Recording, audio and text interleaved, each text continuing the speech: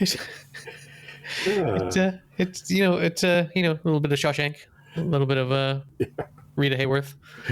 Oh, right, exactly. Yes. Exactly. So your hair is awfully long. How are you doing this evening, my friend Dennis? I'm well. Do you need like a ponytail or something for all that frizz back there? Well, on occasion, mostly. You look like you need a bandana or something. Well, I'll take some notes. You fucking hippie. Yeah, right. There we go. We go. So good. It's weather has been great and getting some work done. And how are the windows going? Relaxing some. How are the windows going? Are they all glazed? Well, no. I've had the neighbor's preliminary deck restoration interrupt the windows. So my goal was to get all the windows done before I go on my fishing trip in the end of September. Right. And that means dividing it up by lower windows where there's like 8 and upper windows where there's like 4. Right. Need a lot of work. And I've got 1 left to get the bottom done. Then I have to do the work that I've been doing from the ground on a very tall ladder. Yes. Up and down, up and down. Wow. But it is what it is. I mean, there's techniques that I use to keep. Do you keep all the little pieces and whatnot in your pockets and stuff? And when you climb up, and then they're all there, available to you. 2 belt helps. Why do you have to come down? What when you're up on the ladder? I carry a board up, and I put the board up where it goes, having cut it after measuring it twice, and realize that I cut the board upside down. And so it's short of where it should be long. And so I climbed down the ladder and saw it again. Now, it's just your own dumbassery that makes you come down from. Well, plus the fact above, that from heaven, you can't descend carry from heaven. A plate of glass and a 2x4 up a ladder at the same time. Some of us can, but you couldn't. I don't know. That pane of glass might not make it, but you get the drift. Yes. Some of it's tomfoolery, and some of it is just the nature of the beast. You don't have a platform to work on. There's no place to set anything. So you either have it on you, or in the case of when you're on the ground, you bend over. It's right by your feet. Right. Here, no such luck. So it just takes a little more planning, and you need some sort of a pedestal. There's a brace that you can get, like an end table or something that you can like raise up into the air and like have your. I've told you the story of the machine that I hauled home, which was on a little trailer and was basically an elevator. Right. And had a platform on it. So if you were doing roofing and you put the great big sheave of shingles to get them up on the roof. Sheave of shingles? Yes.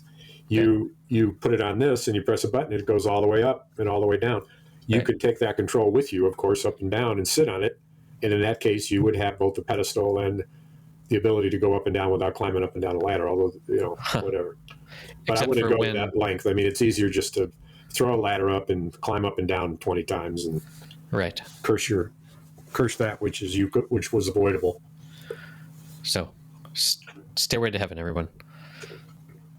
Today, when I took the frame off the last window that I'm fixing, I looked inside the original 2-pane window that was there in the upper pane where the lock latches. Mm-hmm. So the lower window can't come up, the upper window can't come down. That board that holds that lock, that in fact holds the glass up, was askew at a 90-degree angle. And the glass had dropped down almost a half an inch. Oh, no. And was kind of balancing there on this piece of wood that I hope to God wasn't badly rotted or rotted at all for that matter. And it's interesting piece of wood because, as you would imagine, it notches into the 2 vertical boards of the frame. Fits in perfectly. Right. And then there's a notch for the glass. But actually, there's a ridge inside the cut because it's got a wall on it where the glass doesn't go through. And I fixed it with 4 little nails. Nice. I was very pleased. And no putty, no glue of any kind. I could have... No slivers of cedar like last time. No, that was a good trick. But on this one, when I went to take the windowsill that extended into the yard a half an inch, as they do, right? It broke off and rotted about a quarter of the way in on 1/2. And quarter of the way in on 1/2. Okay. Yep. So I'm going to notch I've got a board cut, the right distance, the right thickness, and I'm going to notch it. Notch it. notch the sill and notch the wood, and they're going to fit together like a puzzle. And I'm going to glue them with a liquid nail, and then I'm going to pre-drill holes, and in those pre-drilled holes, I'm going to screw very long screws that go through that wood and right into the house. Yeah, baby. And, Long screws. And with that attached, use a little bit of wood fill and fix the crack. And once it's painted, you'll never know it was two pieces of wood. You wouldn't know it. You'd look and you'd say, well, I said, what do you think? And you say, that's a great single piece of wood. And I said, would you believe that it's two pieces? And you'd say, no. No, never. No, where? If I hadn't heard it on this podcast. Show me the where they join. I don't believe Show me the seam. This doesn't seem right to me. And it's seamly, very seamly. Anyway, seamless. It's always a work in progress. I couldn't get the frame off. I'm taken down now. This is my like 8th or 9th window. In every frame, in spite of the fact that the screws that hold the frame in have been there forever, right, and covered with paint, I chipped out the little notch where you put your screwdriver, and I took every screw out, and never had a problem getting the screws out until the very last screw of the very last frame on the bottom. It's always when I went to pull on the screw, rather than the screw coming out, the frame started to bend and crackle. Oh, Lordy. Had a hacksaw, that didn't work. I finally wiggled it out, literally held the big frame in my hand and wiggled it back and forth, standing on the 3rd step of my ladder, and wiggled it back and forth until the screw actually came through the wood. Did you have to move your hips in that wiggle on the ladder? Well, there's a couple of different moves, a couple of different ways to do it. If you do it wrong, you shake it from the top and it's a shimmy. And then the window rattles back and forth from top to bottom. You don't want that. You don't want to shimmy your window. The other way that you do it is called the waist hip. And you put your hands on either side of the window in the middle, and using your waist and your hip, you wiggle it back and forth, and finally, like a happy puppy. But could be. It's probably wagging its tail. I think, in fact, in the Asian lore, it's called a happy puppy pose. Right. Yes. I mean, I believe it is. It's. I mean, I think that's what all the kids are doing on TikTok these days is the happy puppy. Ladder happy puppy. Yes. So these are my days. I'm doing the plans for the neighbors. I'm adding a deck to the neighbor's deck that we just renovated. I'm adding a 6 by 6 foot deck and a set of stairs. Is that a double decker? No, it's an extended decker. Stairs up, stairs down. If you got one deck and you're going to add more deck, I don't know. Anyway. You're dealing with 2 decks, which is what we do on poker night to make things speed up. Right. You shuffle one while you deal the other. Yeah. Yeah. Man to your right shuffles. Man to your right shuffles. There's our episode title. Thank you. So... Have I talked to you since Johnny Bergen was here? You mentioned that he was coming, and I put him in the show notes last week, and I think I even used a photo of him as our episode photo. But go ahead and tell me about. So we did the fundraiser. I'll tell you about the fundraiser. You'll appreciate this. She wanted to have it at my house, and I decided that was a bad idea. She who, the representative who I was helping raise funding, and I said no, do it at National Headquarters, which is on a pretty busy street, but it's got a big parking lot, trees in the back, off the street, all the way to the back of it. And she says, well, we'll put up a tent there. And I said, well, you're going to put it up in the back parking lot? She said, well, we got an area, in the front. And I said, well, it's kind of noisy up there. She said, well, I have a tent. I said, well, all right, well, that'll help, tent with the open front, whatever. That would probably stifle traffic to the point and not distract them. Hey, the tent. It was a canopy. You're a tent master, I happen to know. So it was a canopy. Okay. Just a $12 6 by 6 foot canopy with roaring traffic behind him and a guy mowing the lawn and then using a leaf blower right across the street. It's like noise. Talk about understanding what's necessary to be a hospitable host for artists. Yes. I hope she doesn't listen to the podcast. But 16 people came and she raised $6,000. And it was a really small group. I played 2-4 songs with him, and I asked Tony T-Bone to show up. I told you I was going to do that, the sax player. Yep. From Out of Favor Boys. You ought to link up a note if you can remember that. But I in the last episode, the show notes included a link to the Out of Favor Boys SoundCloud. So and I will in this one too. So anyone listening, he electrified the gig. I mean, he just electrified it, because the saxophone electrified the gig. Yeah. Yeah. Nice. And then the next night, and then he went home, and our friend, Airbnb hostess, I hope put him everyone up went home. on the lake with a walk out to the lake with a little dock area and a freaking surf sail thing that he used the next day. So he was set up nice, and then he showed up at the bar called the Dock. Nice Yes. establishment. We talked about that. Where there's no dock. And the stage was great. Sound was loud, and he freaking blew the roof off the place. He was stunning. Wow. And I had never heard him where the sound was right when he was with a band that he had been with, band, or not a band, but other artists, singers, not singers, but musicians. Artists. Yes. The drummer he'd been playing with, and then the bass player he'd been playing with, but they hadn't been playing together as a band, but each separate. I have some thoughts on band sound to be delivered later when it's my turn to talk. Well, and there was the bar was full of people who were usually there. There was a table of like 5 or 6 of us that were there specifically for him, and then at the high point there were 15 other people in the place. But after his first set, they had been having dinner and they went home, and the place got a lower crowd, but the crowd that was there was appreciative, loud, and drinking, and the dance floor was appreciative, loud, and drinking. That's hey, listeners. That's what you need to be. Patreon.com/happy hour. Appreciative, loud, and drinking. That's what we want. How about t-shirts? Oh, we're going to ramp up t-shirts. We should start doing some t-shirts. As soon my brother as and we I came get up with one, I'll tell you. As soon as we get our fuck it, we'll say 10th Patreon subscriber at. Oh yeah, 9 to go. That's great. One guy giving us $5 a month, and he doesn't even know it. He can't. He's unaware. He thinks it's a rounding error. He thinks it's a fee. Right. I love him so much. Yeah. So sounds like you had a wonderful time. Well, so there's more. This was the weekend, or this was Tuesday was the fundraiser. Wednesday was the gig at the Dock, right. And then Thursday he went to Valparaiso, Indiana, had a gig at a bar there, and then came back to Vicksburg, which is just south of here, and they had what they referred to as a porch concert. And this guy's house that opened up on the lake with a great big deck on the back with a canopy over the top of it became the stage, and Johnny's 3-piece band played to 35, 40 people who were in chairs and in blankets and just loving every bit of it. A couple people got up and played.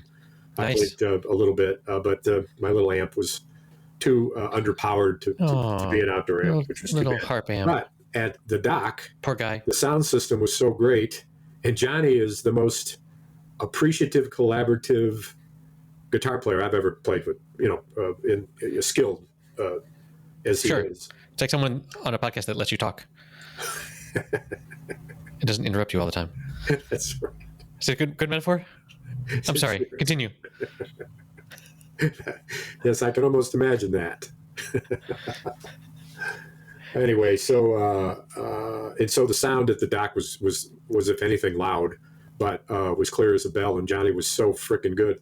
Well, so there in the table I was sitting, there was a woman who fancied herself a bit of a singer, and Johnny would sing a blues line, and she'd answer it loud enough for certainly everybody at our table to hear. So he'd say, "I got a wretched woman," and then they'd play his guitar a bit, and she would kind of sing out, "I am that wretched woman," and kind of answer him.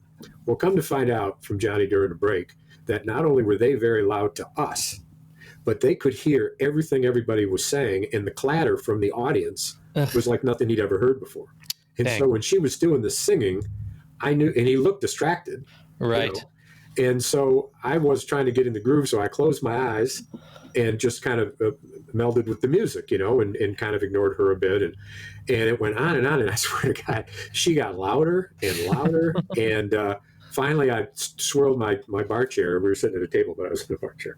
And I opened my eyes, and much to my surprise, it wasn't just her singing her heart out. There was Johnny Bergen playing his guitar to her, not 15 inches from my head. Wow. And I didn't know it. I didn't notice it. You were just jamming in your head, in your mind? His guitar sounded the same to me, no matter where I was standing,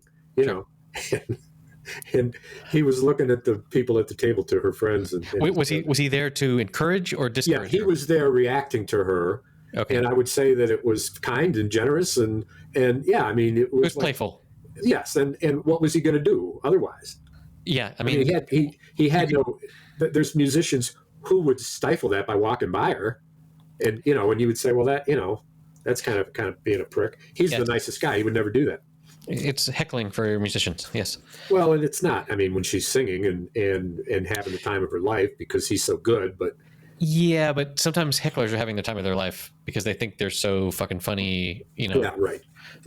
Well, it's up to the person in power with the mic on stage or remote mic that then walk off stage. She became annoying when Johnny would start to play a song.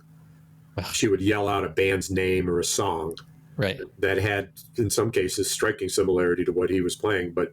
It was not the song. And it was as if to say, but wasn't that song? Right. As if to say, he's plagiarizing or something, Oh God! And at one point, she says, she said, what did she yell out? She yelled out, Robert Cray.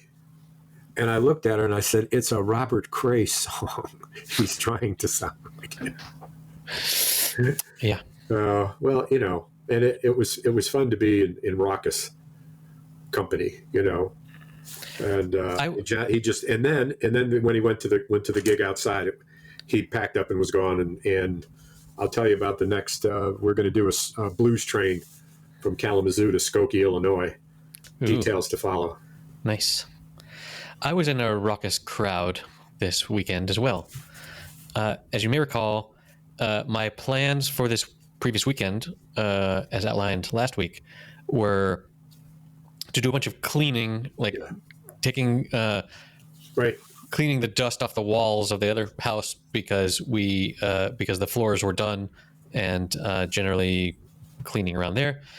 We had the problem where the two bathrooms and the kitchen that were not really touched. I guess the ceilings were painted, but that was it.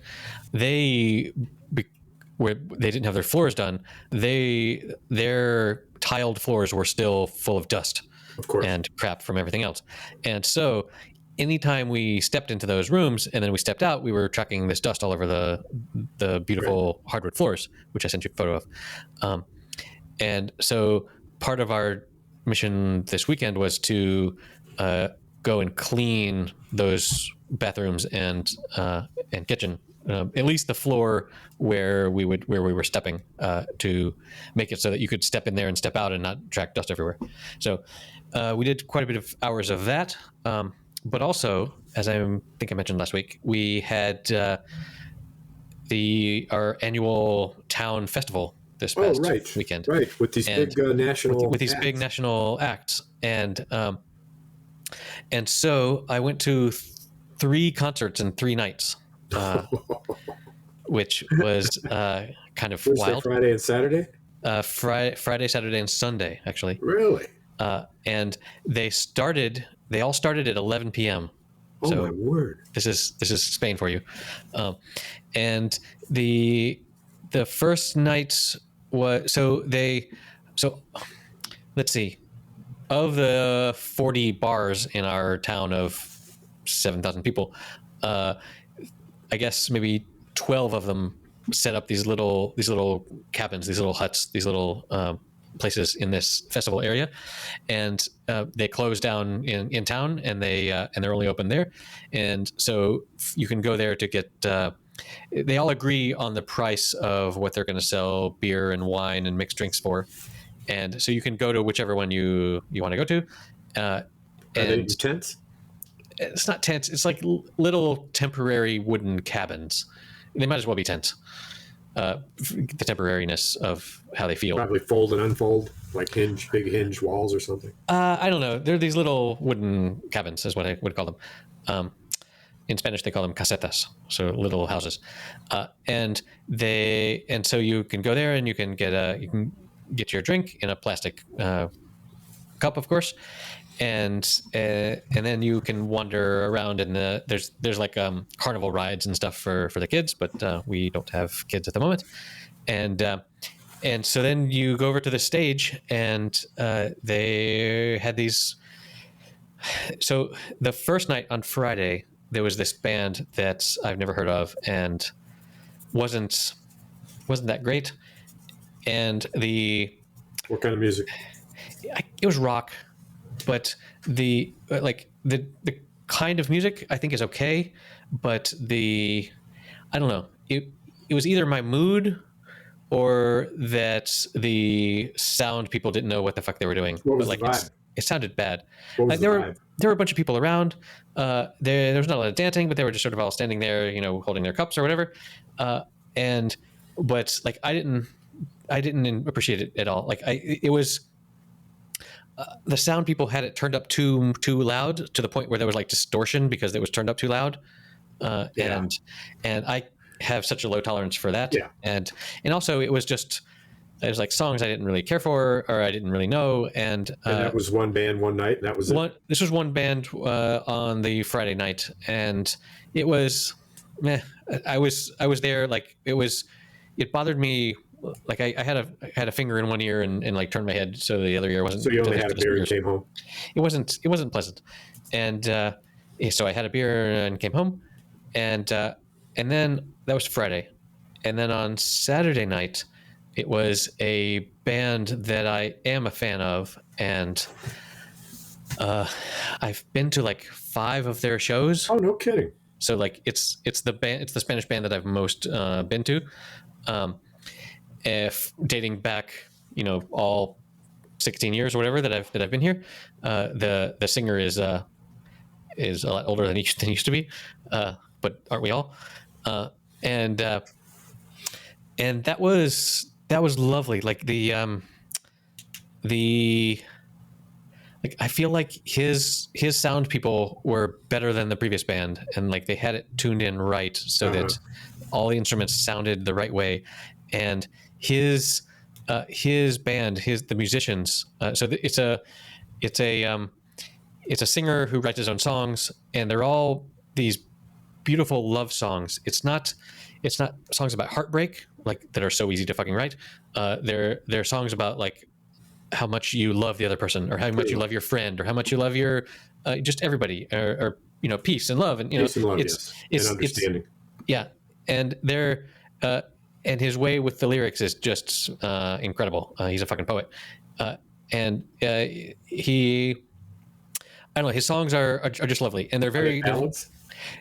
Some are, but they're fairly repetitive. Like if you're not singing along at the beginning, you are by the end, because it's the same thing 5 times in the song, which is there are pros and cons to that. But anyway, it's a band that my wife and I have liked for a long time, since we saw them live the first time.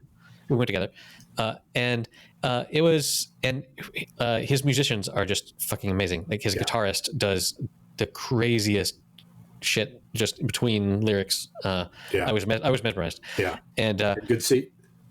Not seats, standing, but yeah, within. Just because we pushed ahead, we were like 20 yards from the stage. Oh, that's perfect. Or less, yeah. And it was just it was just lovely, and not in the same way that the previous night was like annoyingly too loud or something. This was probably the same decibel level, but because it was music that I liked, it didn't bother me. Yeah. And, well, but you said there were distortions and the sound system was bad. I mean, say no more. So, I can't. I was at a bar the other night, and they had the story about the dude who showed up and set up his mic and his amp when we were playing at O'Duffy's with about 10 people. Yeah. So that guy's got a band, right? Yeah. And it's called Blueback, and I'd heard at the porch concert that this woman who I sang with was going to sing with him, and I was sitting next to her husband at the porch party, and I said, "No kidding, with Kenny?" And he says, "Yeah," and I said, "Oh, well, I might show up, So I did, and sure enough, Kenny's band Blueback was the host. So they do a set, and then they bring musicians up for another set. 7 to 9 hour and an hour, and he played that harmonica so much over the top of his guitar players. Just Yeah. like, So what are you doing? Yeah. What are you doing, man? And I left because I couldn't stand it. Yeah. It's I waited so, for her to so sing. rude. And what he said was a duet was him in his kind of decent but not exceptional voice. And he sang, he was the only, there was another singer, and everybody sang a little bit, nobody great, until she got up, Lorraine. And instead of a duet, it was him singing and her singing harmony in the chorus. She was like a backup singer. And then in the second song, he gave that she was up only 2. This is after listening to his stuff for like 8 tunes, 7 tunes. When it was her to sing it, Right. he sang harmony as if he was the lead and played his harmonica over the top of her. And that's, what a fantastic metaphor for male privilege. yes. Right. It's just like, well, I'm the man here. I'm more important. And it wouldn't matter whether it was her or me. It didn't matter who it is. He'd do the same thing. But yeah, I mean, or for just dick privilege. Yeah, right. Right. So let me finish. So go back to your concert. Yeah. So at the second night we stayed, it started at 11 and finished at 1:30, and then there was a little break where we went to the bathroom, and then there was a DJ that was playing songs later. So when we were there for the concert, we in our early 40s were definitely the youngest people in the audience. Really? Yeah. And then when we at 2 a.m. We were definitely the oldest. And it was so strange to be around all these young people that like knew all of these songs and like were singing along and were just fucking jamming along to these songs. And we were like, we've never heard these songs before. We don't know anything about any of these songs. So the in the break where the band that we liked finished and before the DJ started, so my wife went to the long queue for the women's porta-john. And I went to where the men pee, and they had this, like I've seen this before here in this context, but it's this really clever idea. It's this, it's a urinal, it's a portable urinal that, it's probably, let's see, it's like a square thing that is maybe a square yard, and on the sides of the square there's a little in-cut urinal, and it's just this thing that is like absorbing all of the pee. It's just this so like your back like you're not inside anything, right? But you're peeing into this thing, but the sides come out far enough that you're that you're sort of stepping into it. Yeah. And it's just this really clever idea for a way to it's collect, like a wagon, probably.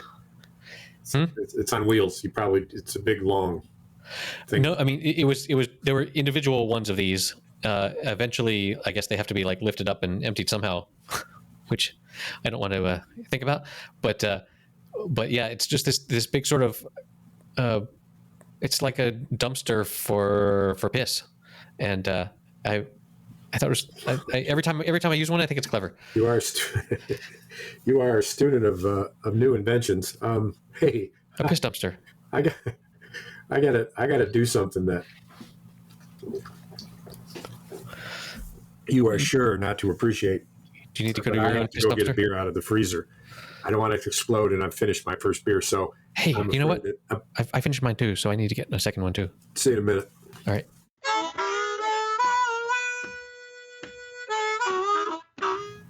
Amber ale with a pigeon or something? Pigeon. It's a heron. What's it called?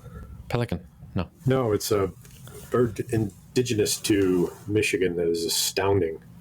I'm drawing a blank on the name of it, but it'll come to me. Great. So cheers. Here's to you. Cheers. Welcome back. Everyone else has just heard a interlude from your harmonica that we recorded way back when. Oh, really? So so that was the second night. We were there sort of bebopping around with the youngsters. There was a lot of let's say herbal aroma in the air, and we were like, "Man, let's go home." Like I wasn't enjoying myself more than I would enjoy like an extra few minutes of sleep. You mean the DJ thing? Yeah, the DJ thing. Yeah. Yeah. Well, So, yeah. right. And at that point, it was like, you either get your second wind, drink another beer, throw down a shot, and do it, or you don't. yeah, exactly. But you got to be in the mood. Right. And so, if the person you're with is all dancing and eager, then that's enough to spark it. But if that other person is like, then you're like, yeah, we were both like, eh. So anyway, we headed home, which was a 5-minute walk. Like this is how close we were to this location. There were lots and lots of people there, and many of them had traveled from very far away. The food, not great. Like the bartenders. So first of all, the bartenders were super overwhelmed, and like in this nervous sort of like you're there waiting to get their attention, and you can tell that they're already frazzled. And what the food that was available was sandwiches, where you could ask for a we got like a sandwich with little pork slices, pork loin, no, not prepackaged. No. Like they were making it back behind the little cabin.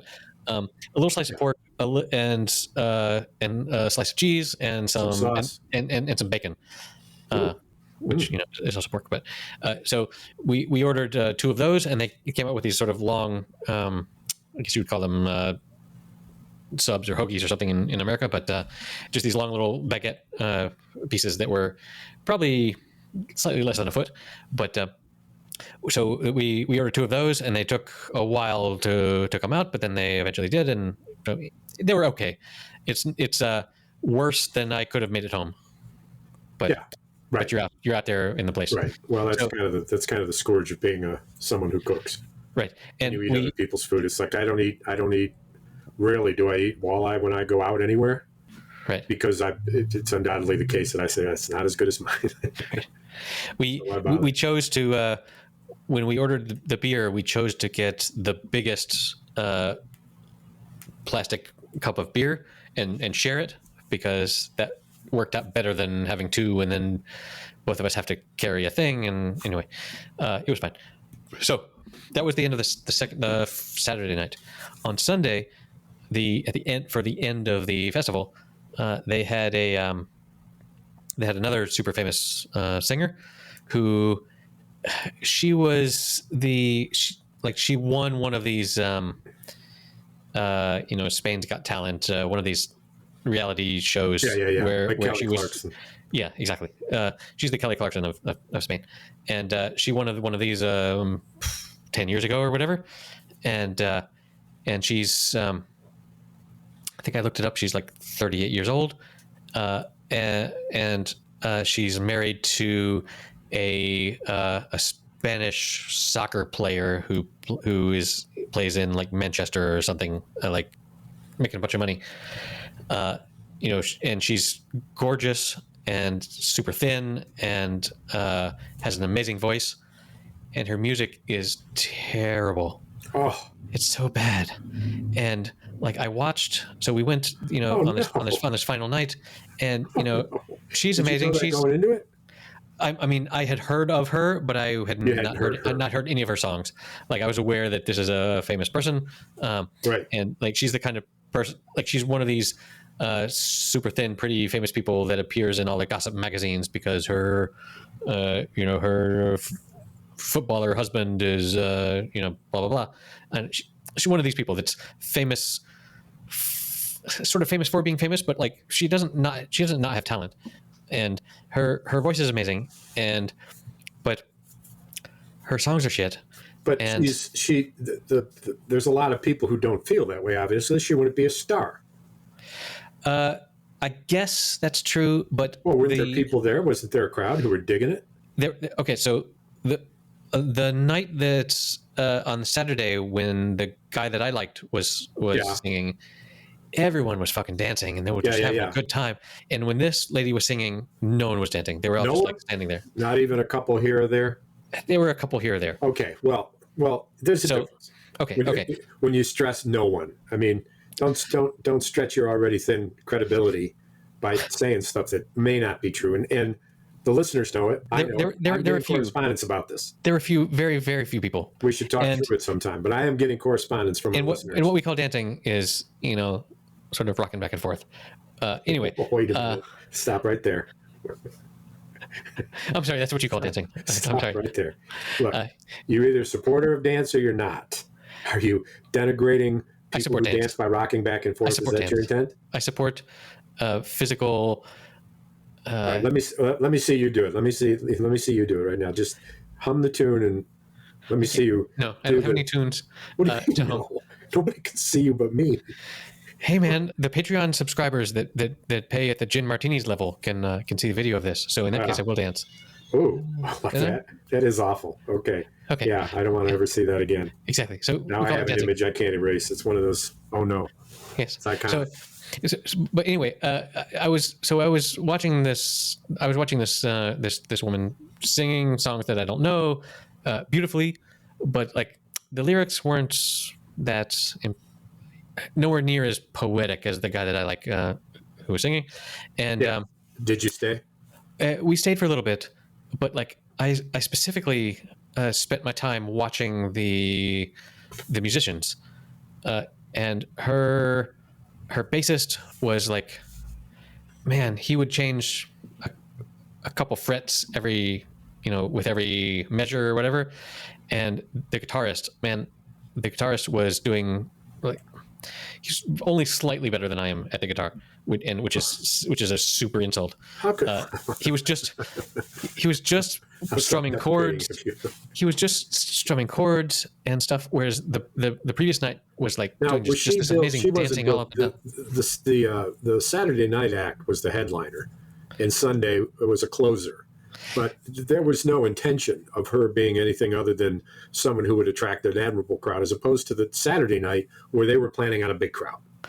I suppose that's true. She was very grateful for being the closer. Like she gave a little speech about how, I'm so honored to be the last. Right. And I'm so glad to have slapped together this band at the last minute. And this guy just finished this video, his YouTube video on how to play guitar. Right. Exactly. So I don't know. There was one moment that I sort of doubted myself. Like I said to my wife, what we're hearing now is acoustic guitar, and he's got an electric guitar. Oh no! And it looks like he might be like finger picking what we're hearing, but that's an electric guitar, and this sounds like an acoustic guitar. And anyway, I left it at that. It was a track. And I was, but then like as the song took its course. Towards the end, I was like, "Is he really playing that? Because it sure looks like he's playing that." And I was starting to doubt myself, and I was like, "Is that just a really amazing electric guitar pedal that makes it sound acoustic?" And I was about to like change my mind about what a wrong, skeptic motherfucker I was, but then he took his hands off the guitar and it just kept playing the acoustic thing. And I was like, okay. He had a backtrack of an acoustic. Was it rhythm guitar? No, it was finger picky stuff. Oh, really?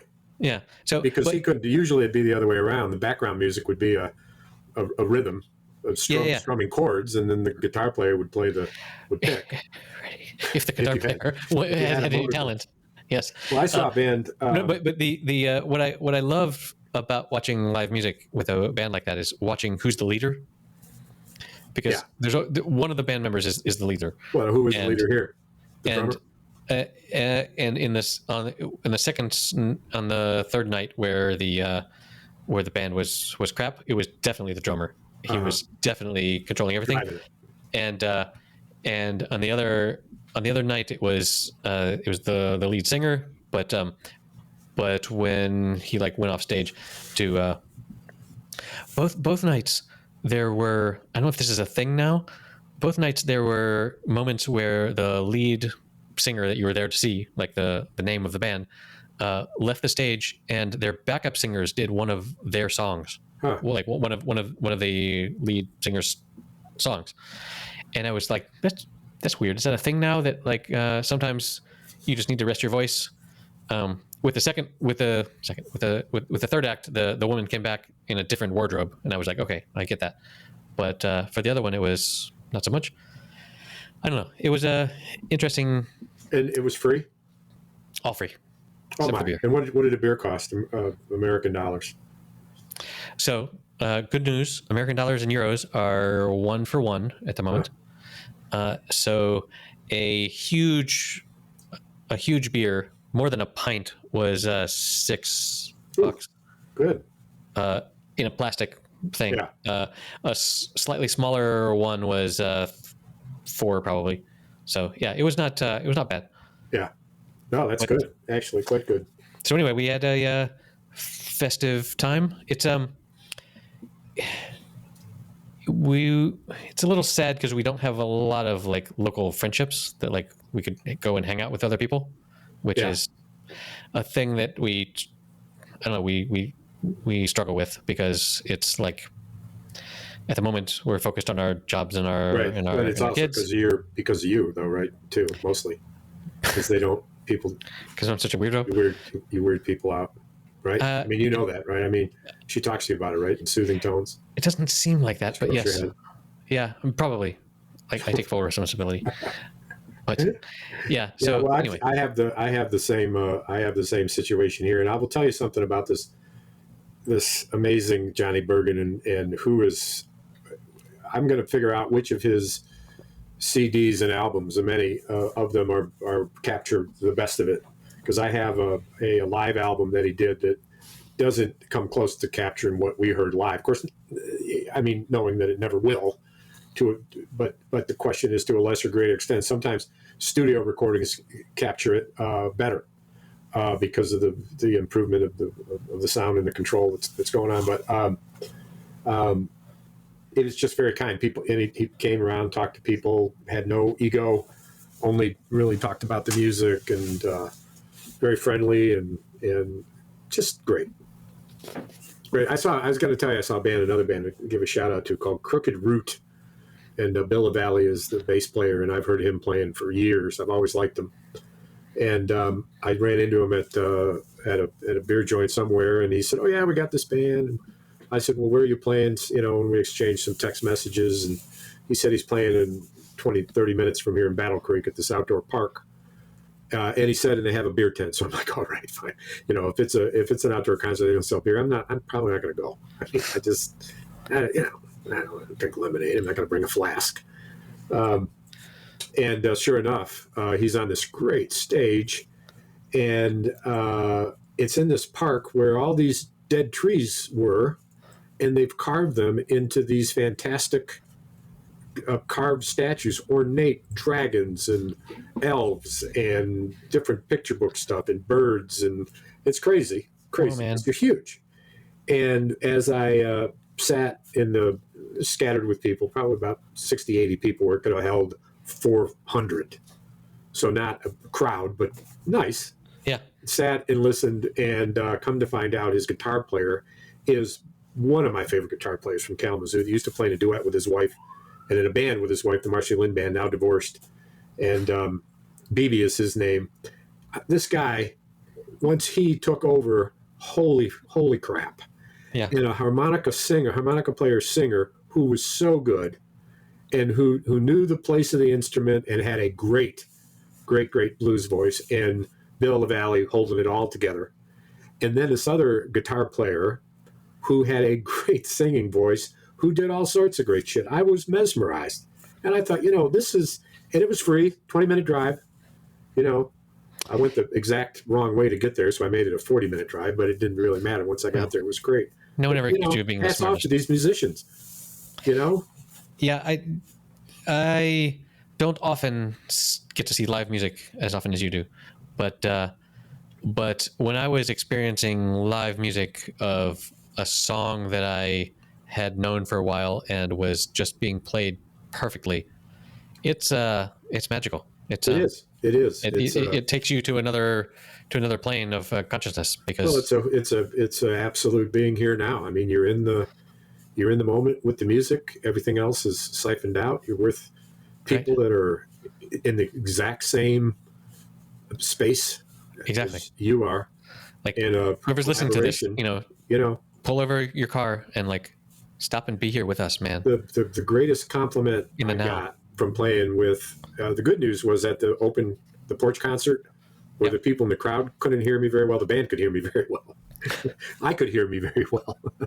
And they all loved it. And the bass player, who was this woman, Maria from Wisconsin, who came in to play a couple of gigs with him, she said to me when we were breaking down, she said, "Oh my God, was that fun to play with you?"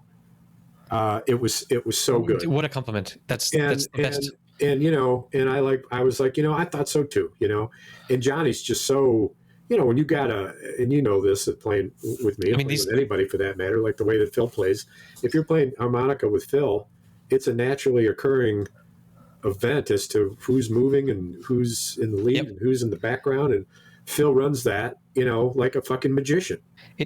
It's so nice to get that like, it was nice to participate in this with you. Like, yeah. Like these calls with you are so arduous, where I'm like, fuck, another Wednesday I have to talk to this asshole. And that's not very nice to call me an asshole. You've not called me an asshole in 166 episodes. What have I done? It took me 2 years to get in your asshole column? What did I do? What was the event tonight? I knew I shouldn't be drinking this fucking Bell's Amber Ale. It's my least favorite bottle. It's great. Draft. I've said this. I'm going to say it again. It's great when it's tapped, but in the bottle, it goes skunky. And then there's you. Is that skunk in the room? What a perfect metaphor. I smell skunk. Is that? I do. Yeah, it might be my upper lip, but who knows? We've bottled this content, and now it's skunky. It's like, what? Yeah. I've got a quick update on the house situation. Today, before you do this, I don't want to lose track of one thing I meant to say.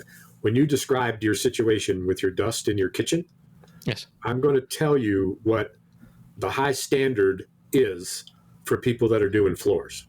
Now that you've told me this, and I mentioned this last time, before that varnish goes down, those workers should meticulously clean the entire place with a power vacuum of industrial strength, with a wand that they can do with a crew of 2, the whole place, all the ceilings, all the walls. That is part of the deal. Not yours, but I've done this contract work. Right. And there is an expectation, a standard of cleanliness when you paint or varnish. And it requires these in-between steps. Now, I won't say you probably got a good price and maybe this is what you expected, et cetera. But I'm telling you, man, that the customer should never be left with fucking cleanup. Sorry, man.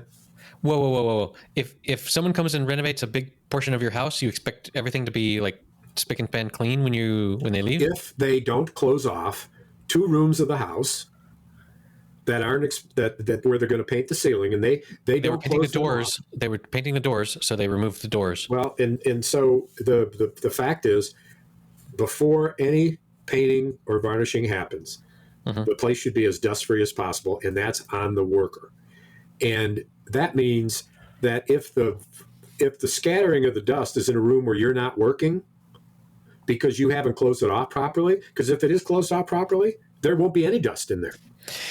So the room where the dust was all accumulated, let's say the kitchen that has a tile floor, it was all dusty because they had taken the doors off everything and had done a bunch of work where they were like breaking down walls and shit nearby, and the floor was filthy, but like it wasn't the floor. Like, we have different teams working. So there was the guy that was architecting our wall so that there would be room for a closet, and then there was the electrician that was also breaking wall and putting stuff in, and then after they were done, the painters came and they painted everything, and then when they were done, the electrician came and put the little covers over all of the outlets, and then the floor people came. And by the time the floor people came, the kitchen was already fucking filthy from all the other people.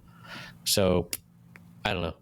Look, I understand that, and I will just say this: that it doesn't. If I'm the painter or the varnisher, yeah, it's my job that the place is clean, and if the shape of the place isn't what I expected, that's worth a discussion. And the discussion could be, I didn't plan for this, so I got to charge you an extra 2 hours of work. right. And you'd say, good enough, saves me from doing it. Right? Like a Russian, good enough. That's the way that goes. But what you don't ever do, ever, is dip a paintbrush or in a can of paint and know that any movement in the room is going to raise dust. It's got to be clean. A vacuum cleaner is probably the tool of the day. Let's just.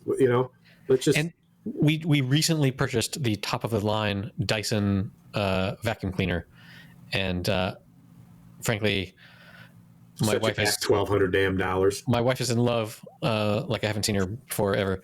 Does she take it to bed with her? No, almost. But it's pretty amazing. No, 600. But so anyway, back to where we were. The today the carpenters came in, so everything is done except for putting in the inbuilt closets and the furniture that that our designer has specifically decided that we need in all of our bedrooms and that's yet to be delivered, obviously. Well, no. Today it got delivered. They brought up what seems like a whole goddamn forest worth of wood, but they haven't put it all together yet. That's going to happen either tomorrow or the next day. But our house is now full of wood that has been pre-cut and with the measurements and stuff to like. And are they just working on the bare varnished floor? Good question. No, my wife came home the other day with a bunch of cardboard boxes and said, let's leave this for the carpenters to put on the floor. But the carpenters came pre-prepared with cardboard to put on the floor. So they covered the lovely varnished floor with their cardboard, and before we talk next time, they will have built all of our furniture and shit. Man, what a process! You're gonna love it to be back in there. It's gonna be so nice. We went. I'm excited. I'll be there for exactly 2 months and 3.75 weeks sometime soon. So we went this weekend to my wife was like, you need new clothes, and I was like, okay. She told me that I needed new clothes, and I was like, okay. I mean, I thought I've got a couple of shorts that I can last the rest of the summer, and she was like, no, let's go shopping. And so we went shopping, and we bought a bunch of clothes for me. But at this big department store, we stopped by the television section. I had been doing some research on televisions on Amazon, and they're all sold out. Remember previously you asked me, what are you going to get, like 65 inches? And I was like, 85. And so we went to this, to the place where all the televisions are, and we looked at them, and we had a salesperson walk us through stuff. And we ended up going with a 75-inch television, which is a big fucking television. This is a big room too, though, right? It is a big room. And so it's going to be nice. And they were so pleased to sell us the 75-inch television that they said, oh, and when you buy this, we're going to give you a coupon. So for €1 additional, we're going to give you a coupon. For €1, you can buy a 32-inch television, which is like, okay. Right. I guess we sort of have to, even if we don't want that at the moment. Put it in your kitchen, mount it in your kitchen. Right, exactly. So anyway, so that's going to happen, and things are progressing little by little. Well, that is good. Here we go. At some point, we're going to have an amazing house for you to come and visit. And yes. Well, we've got so many connections in Europe and surrounding countries. Nikki has relatives in Sweden. I have relatives in what was Poland, which is now the Czech Republic, I believe, or Slovakia. Is that yes. or is it Slovenia? All of those used to be Czechoslovakia. Right, and which used to be Poland. I mean, Poland was the largest Really? country on the planet for much of our world history, but no natural borders, so they have constantly suffered losses of land acquisition by their surrounding barbaric neighbors such as Russia, et cetera. And even the Scandinavian countries took a good part of Poland and ravished much of the Polish ancient relics, and they're still in display in Sweden. It's a bit of a sore spot. So I plan on kind of being in both places, so I'm a broker. It's a sore spot between you and your wife? No, it's a sore spot between Poland and Sweden. Okay. I mentioned it to her. Yeah. I've called her a fucking Swede. It's, I did. I put down I'm sorry. What are you gonna do? What the hell is that? How many? Oh, I keep thinking that you're dropping Coins? no bottle caps, but it's actually your phone because I don't know you're what a the dumbass. sound is. I'm completely oblivious of it. Well, I guess it's time to move on, my friend. This has been a Let's get out of here. solid hour, and once again, we talked about nothing. We talked about everything. It's great to. No TV or politics this time. So that's No, not yet. Anyway, now that you, nice. Oh shit. now that you mention it, but it appears as the news is unfolding here that this slip up with the top secret documents on Trump's part could be what lands him with finally with an indictment, and he is scared to death by some reports because he's caught so red-handed lying and saying, "I gave you all the documents." Hold on. Yeah, Trump lied. Donald, yes, the former president of the United States. J. fucking Trump lied once. What people? No, it's not me. It's people. It's other people. Some people say. He hasn't been truthful this entire time. Some people say. And he retweeted. Listen to this fact. He liked this. He can't retweet. I'm right about this. You can check it. He can't retweet. He retweeted 90 QAnon. Oh, back in the day, yeah. No, yesterday. He can't tweet. He's off Twitter. Not tweet. He social his he retruthed. Right. 90 QAnon on his platform. 90. Mm-hmm. Yeah. Just doing it, forwarding all this stuff about what these crazy lunatics are saying. Well, anyway, we live in interesting times. I would vote for him. We say again and again and again and again, we never could have imagined. We never could have imagined this. We never would imagine that the former president of the United States is probably guilty of what is espionage, because he knows that he will make hundreds of millions of dollars off the secrets that he's going to keep from his buddy Putin. End of the story. Great. Well, in that case, see you next week.